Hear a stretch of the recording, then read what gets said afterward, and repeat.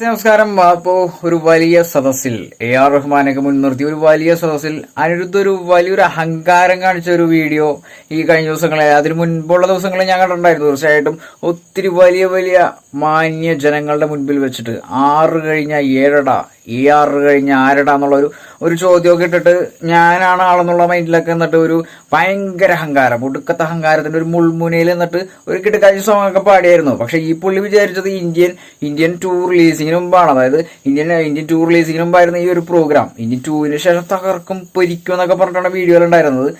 പക്ഷേ ശരിക്കും പറഞ്ഞാൽ അടിപറ്റി എന്ന് വേണമെങ്കിൽ പറയാം. കാരണം AR റഹ്മാൻ എന്ന് പറയുന്ന ആ ഒരു വ്യക്തിക്ക് മേലെ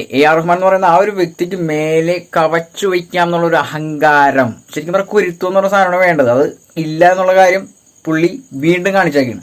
ഈ അഹങ്കാരം വന്ന ഈ അനിരുദ്ധ് ഫാൻസിനോടൊക്കെ ഒരു കാര്യം പറയാനുണ്ട്. AR റഹ്മാൻ എന്ന് പറയുന്ന ആ ഒരു വ്യക്തി